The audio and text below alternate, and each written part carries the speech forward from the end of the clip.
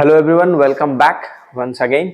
और आज जैसे मैंने वादा किया था आप लोगों से कि हम एक questions related line and angles और जो भी पैरालाइन से रिलेटेड क्वेश्चंस होंगे उससे हम क्या करेंगे, उस पर देखेंगे कैसे करना है। तो सबसे फटाफट पहले शुरुआत करता हूं मैं आपका बेसिक से, लीनियर पेयर वाले से। ठीक है, लीनियर पेयर से शुरुआत करता हूँ। देखिए, एक स्ट्रेट लाइन दी हुई है और इसके ऊपर एक लाइन खींचा हुआ। इसी के साथ साथ मैं कुछ और पॉइंट्स इसमें डिस्कस करता चला जाऊंगा, ध्यान से देखते रहिएगा आप लोग। जैसे मान लीजिए कि इसका नाम ए है, इसका ओ, इसका बी और इसका सी। ये एंगल की वैल्यू आपको दी जा रखी है आपको 30 डिग्री, और कहा जाता है कि आपको फाइंड करना है आपको एंगल ए ओ सी, यानी आपको ए ओ सी निकालना है। तो क्या करेंगे, तो मैंने जस्ट पिछले क्लास में भी आपको बताया था कि एक स्ट्रेट लाइन मतलब उसका सम कितना होता है, 180 डिग्री। सो आप क्या करोगे, angle A O C plus angle A O B equal to 180 degree. तो ए ओ सी मतलब इस एंगल के बारे में बात कर रहा हूं, ए ओ बी यानी इस एंगल के बारे में बात कर रहा हूं। ये बीच वाला एंगल बताता है कि ये किस जगह पे है, और ए और बी बताता है कि कहां से शुरू हुआ और कहां पे खत्म। तो जरा देखिए, ए ओ, तो ए से शुरू हुआ, ओ पे पहुंचे, और ये बोलता सी यानी सी की तरफ आ गए, यानी ये किस एंगल के बारे में जिक्र कर रहा है, इस एंगल के बारे में। तो बहुत बच्चे क्या होता है कि एंगल आइडेंटिफाई करने में कंफ्यूज हो जाते हैं। तो पहले ही ध्यान रखना है इस चीज को कि एंगल यानी नाम पढ़ते वक्त बहुत ही केयरफुल रहना है। आपको इमेज को देखना है, ए ओ, तो ये सी बोला है, तो आपका यानी इस पैर दो लाइनों के यानी दो आर्म्स के बीच में, और एंगल क्या होता है, दो भुजाओं के बीच में होता है। जैसे मैं इसका बात करूं तो इसका सेंटर पॉइंट ये, यानी इस एंगल से यानी यहां से लेकर के यहां तक के बीच में जो एंगल है जिसके बारे में हम जिक्र कर रहे हैं, यानी इससे जो टच कर रही है लाइन और इससे जो टच कर रही है। तो देखो जरा ध्यान से, ये देखो सर्कल बनी यहां से, इसको टच किया यहाँ पे, और देखो यहाँ पे टच किया, यानी इन दोनों के बारे में जिक्र कर रहा है। चलिए, और यहाँ पे आपको रीजन मेंशन करना पड़ेगा कि आपने किस मेथड से किया है। यही तो मैथमेटिक्स का खूबसूरती है, कहता ही है ना कि आपको काम करना है लेकिन आपको बताना भी है रीजन कि किस कारण से आपने इसको किया। तो चलिए, ये हो गया आपका। तो आपने ए ओ सी आपको दे रखा है क्या, नहीं दे रखा, तो आप उसको एज इट इज लिख लीजिए। और ए ओ बी दे रखा, बिल्कुल दे रखा, 30 डिग्री लिख लीजिए, 180 डिग्री। अब यहां से आपका काम शुरू हो जाता है जो आपने अभी तक पढ़ा है। तो 180, ये 30 डिग्री है तो ये प्लस में है, इसके आगे साइन प्लस का है तो ये इधर आएगा, तो इक्वल टू उधर जाएगा तो बनेगा माइनस, यानी इसका आंसर आएगा 150 डिग्री। अगर मैं यही पिछले क्लास से पूछूं कि ए ओ बी आपका कौन सा एंगल है, तो आप बोलोगे सर एक्यूट एंगल है। अब मैं पूछ दूं ए ओ सी कौन सा एंगल है, ऑफ कोर्स ऑब्ट्यूस एंगल है। ठीक है, तो ये पहला और बेसिक क्वेश्चन था। थोड़ा सा और अलग तरीके से चलते हैं इसी पे। मैं एंगल्स बदल रहा हूं इसमें, आपका मान लीजिए कि मैंने इसमें लिख दिया 2x और ये लिख दिया मैंने आपका 3x। ये क्वेश्चन आपका ऐसा भी हो सकता है कि एक स्ट्रेट लाइन है, दोनों एंगलों की वैल्यू दी रखी है, लेकिन 2x और 3x है। वही काम आपको करना है जो काम अभी आपने जस्ट किया। यानी स्ट्रेट लाइन देखा, आपके दिमाग के अंदर ये बत्ती जल जानी चाहिए कि इन दोनों एंगलों का सम कितना होता है, 180 डिग्री।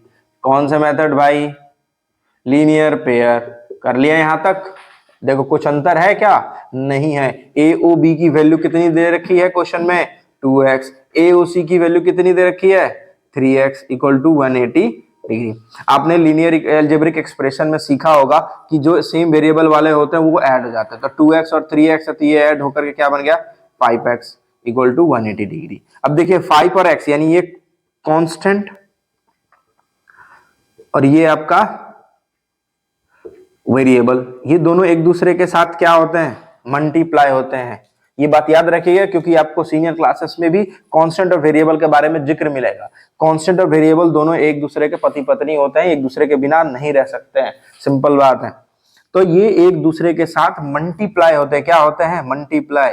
और मल्टीप्लाई होकर के एक और एक मिलकर के एक ही बनता है। ठीक है, तो चलिए अब देखते हैं। अब ये दोनों एक दूसरे के साथ मल्टीप्लाई है। अब क्या बताया था कि जब भी इक्वल टू को उधर जाता है तो वो बदल जाता है, अपना रूप चेंज कर लेता है। तो अगर वो इसके बीच में मल्टीप्लाई है तो वो इक्वल टू को उधर जाएगा तो क्या बनेगा, मल्टीप्लाई का उल्टा। बिल्कुल सही सोच रहे हैं, डिवाइड। तो 180/5 अब आप इसको क्या करोगे, डिवाइड कर दोगे, तो ये आपका आ गया ए 5 3 जा 15, 30 आ गया आपका 6, यानी x की वैल्यू कितनी आ गई 36 डिग्री। अब लेकिन आपने x की वैल्यू तो निकाल ली, लेकिन इसकी वैल्यू आपने निकाला क्या, इसकी वैल्यू निकाला क्या, नहीं, तो आपको वो निकालना पड़ेगा। चलिए निकाल लेते हैं हम। तो एंगल AOB कितना दे रखा है 2x, यानी 2 इंटू 36 यानी कितना हो गया 72 डिग्री, ठीक है। और एंगल AOC इक्वल टू दे रखा है आपका 3x, यानी 3 इंटू 36 डिग्री। तो 6 3 जा 18 और 3 3 जा 9 और ये 108। जरा ध्यान से देखिएगा, अब इन दोनों को मैं ऐड करूंगा तो 180 आएगा, बिल्कुल आएगा। 8 में 2 को ऐड करो 10 और 7 1 को ऐड करोगे 8 और आ गया आंसर। तो इस तरीके से आपके क्वेश्चन दिए रहेंगे। आपको ये इमेज ऐसे सीधा सीधा दिख रहा है, अगर इसी इमेज को मैं थोड़ा सा घुमा दूं और बोलोगे सर ये कैसे बनेगा, तो ऐसा ही बनेगा।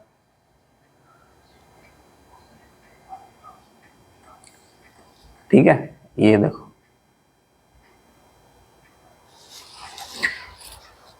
स्ट्रेट लाइन है, एक जा रही है ऐसे, बस कुछ नहीं करना है आपको, इसके नेमिंग किए हुए हैं, आपको पता है बखूबी।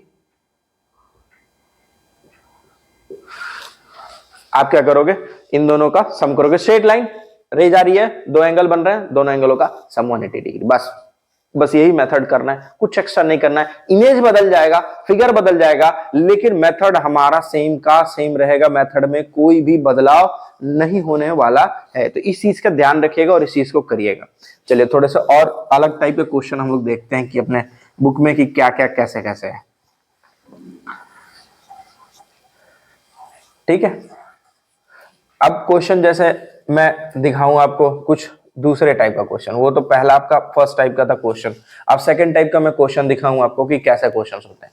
तो कहेगा कि two angles are in ratio 2:3, find the measures of angle. अब ये मेजर्स का मतलब उसकी वैल्यू निकालनी है एंगल्स की। अब टू एंगल्स हैं, उसकी रेशियो में है, ये सब चीजें दे रखा है, दो एंगल है वो रेशियो में है, ये है। तो आपको बगल में नीचे में क्या करेगा, आपको छोटा सा एक इमेज दे देगा। मान लो सपोज करिए कि ऐसे करके अपने उसने इमेज आपको दे दिया, ठीक है, ऐसा टाइप का आपको उसने दे दिया।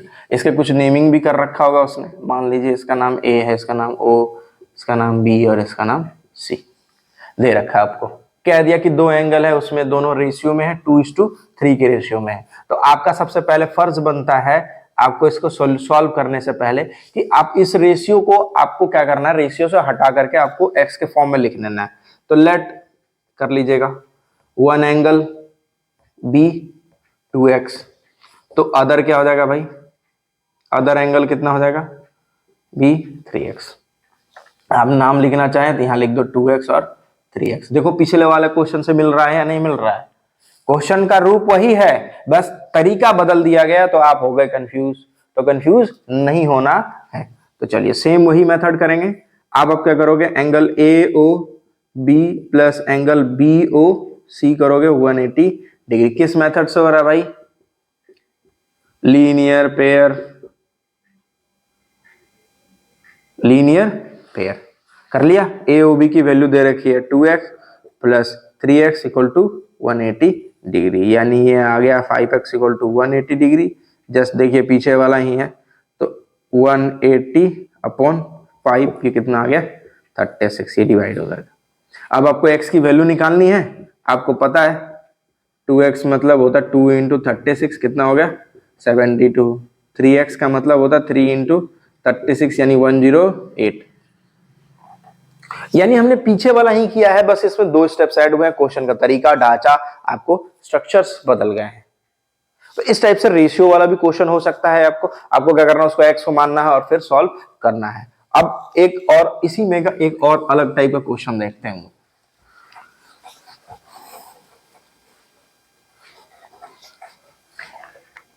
वो कुछ इस प्रकार है, सपोज करिए अब ये है आपका इसकी वैल्यू दे रखी है 40 डिग्री, आपको इसकी वैल्यू दे रखी है 30 डिग्री।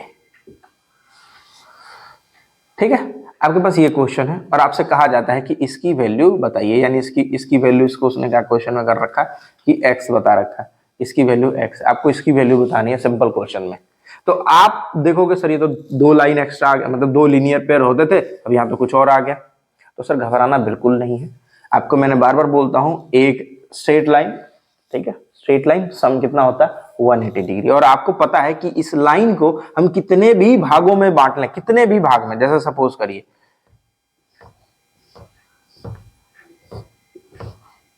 कितने भी भाग में बांट लो, इसका नाम लिख लो 1 2 3 4 5 6 7 और 8, देखिए 8 एंगल्स हैं, कितने भी भाग में बांट लो कोई फर्क नहीं पड़ता, सभी एंगलों को जोड़ोगे 1 + 2 + 3 + 4 + 5 + 6 + 7 करोगे और 8 करोगे तो आपका सम जो होगा उसका रिजल्ट आएगा 180 डिग्री ही, क्योंकि इस स्ट्रेट लाइन की वैल्यू ही होती है 180 डिग्री। अगर नहीं याद रहता है तो आप याद कर लो अपने प्रोटेक्टर, यानी प्रोटेक्टर में आप इधर से जाओ या इधर से जाओ, आपकी वैल्यू 180 डिग्री ही होती है। अब इसको सॉल्व करते हैं, तो यानी 40 + x + 30 = 180 डिग्री। अब ये कैसे हुआ भाई, तो सप्लीमेंट्री एंगल, ये लीनियर पेयर एंगल। अब 40 + 70 ऐड हो गया, 30 ऐड हो गया तो 70 आ गया, x = 180। तो आपका x ये 70 इस तरफ ट्रांसफर, तो 180 - 70 ये हो गया आपका x की वैल्यू 110 डिग्री, यानी x की वैल्यू आपको पूछा था और आपके अपने x की वैल्यू निकाल दी। इस टाइप से रिलेटेड क्वेश्चन होंगे और आप करते चले जाएंगे। एक थोड़ा सा अलग टाइप का क्वेश्चन कुछ देखते हैं, अब थोड़ा नीचे और ऊपर चारों तरफ से मैं दिखाता हूं आपको। अब लीनियर पेयर जिक्र कर लिया, अब लीनियर पेयर के साथ साथ हम लोग वर्टिकली अपोजिट एंगल वाला भी क्वेश्चन देखेंगे। जैसे मान सपोज करिए कि 2 स्ट्रेट लाइन है, ठीक है, दोनों एक दूसरे को इंटरसेक्ट कर रही हैं, करने दीजिए इनको। अब उसके बाद इस एंगल की वैल्यू मान लीजिए 70 डिग्री है, ठीक है, और आपका इसका नाम इसने 1 लिख दिया, इसका नाम 2 लिख दिया और इसका नाम लिख दिया 3, ठीक है। तो इसने ये लिख रखा है आपको, या इसका नाम कुछ XYZ जो भी सपोज करिए इसने दे रखा है, और आपसे इससे पूछा जाए कि आप बताओ 1 की वैल्यू बताओ, 2 की वैल्यू, 3 की वैल्यू बताइए, यानी एंगल 1, एंगल 2 और एंगल 3 की वैल्यू बताइए कि क्या होगी। तो आपके दिमाग के अंदर ये आएगा, यार ये कैसे बनेगा, तो कॉमन सा सेंस लगाइएगा। क्या बोला था मैंने कि लीनियर पेयर मतलब एक स्ट्रेट लाइन, उसका सम 180 डिग्री, तो बाकी के लाइन को आप ढक लो। एक स्ट्रेट लाइन हो गया, इसका सम 180 डिग्री, यानी ये एंगल प्लस ये एंगल कितना होगा 180 डिग्री, यानी 70 + एंगल 1 = 180 डिग्री। तो यहां लिख लोगे आप लीनियर पेयर, लिख लिया आपने। तो एंगल 1 यही रहेगा, ये इधर की तरफ ट्रांसफर हो गया, तो 180 - 70 तो ये आ गया 110 डिग्री, यानी इस एंगल की वैल्यू कितनी आ गई 110 डिग्री। अब आ गया, ठीक है। देखो 2 तरीके से मैं बताऊंगा, एक तरीका मैं आपको फिर से स्ट्रेट लाइन वाला ही बता रहा हूं। अब देखिए, अब आपको दिख रहा हो कि ये दोनों स्ट्रेट लाइन है, अब ये भी स्ट्रेट लाइन, ये भी स्ट्रेट लाइन, तो आपने इसको ढका था, ये बना लिया, अब आप इसको ढक लो, ढक लिया, ये भी स्ट्रेट लाइन है, यानी ये एंगल प्लस ये एंगल होगा, ठीक है, समझ में आ गई बात। अब फिर आप क्या करोगे, ये ढक लो, ये मिल गया आपको, ये मिल गया, तो अब इसको ढक लो, तो ये भी स्ट्रेट लाइन, तो यानी ये एंगल प्लस ये एंगल होगा, बढ़िया।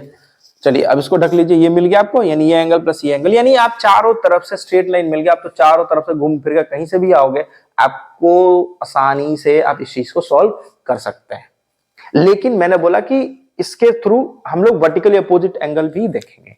अब मैंने बताया था कि 2 लाइन जब एक दूसरे को इंटरसेक्ट करते हैं तो उनके अपोजिट्स यानी वर्टिकली अपोजिट्स एंगल सेम होते हैं, तो ये इसके अपोजिट में है और इसके ये, तो यानी एंगल 2 कितना हो जाएगा हमारा 70 डिग्री, क्योंकि उसके अपोजिट में आपका वो है, हो गया, और एंगल 3 कितना हो जाएगा 110 डिग्री। तो इस चीज का भी आपको ध्यान रखना कि बार बार आपको कैलकुलेशन ना करना पड़े, स्ट्रेट लाइन है तो बार बार आप कैलकुलेशन करने में लगे हुए, स्ट्रेट लाइन लेकर के 180 ठीक है, गलत नहीं है, लेकिन आपको एक चीज और बताया गया है वर्टिकली अपोजिट एंगल, तो उसका भी यूज करिए ताकि आपका टाइम बचे, ठीक है, और यहां पर रीजन डालना जरूरी है, ठीक है, सेम यही रीजन यहां पे आपका आएगा। तो इस तरीके से आप क्या कर सकते हो, क्वेश्चन को सॉल्व कर सकते हैं, बना सकते हैं, और आप आने वाले मतलब जो भी डिफिकल्टी होगी आप उसको सॉल्व कर सकते हैं। एक क्वेश्चन आपके बुक में शायद दिया होगा, जहां तक मुझे पता है, उस क्वेश्चन को मैं बनाने की कोशिश करूंगा, आप देखना और सीखने की कोशिश करना, ठीक है।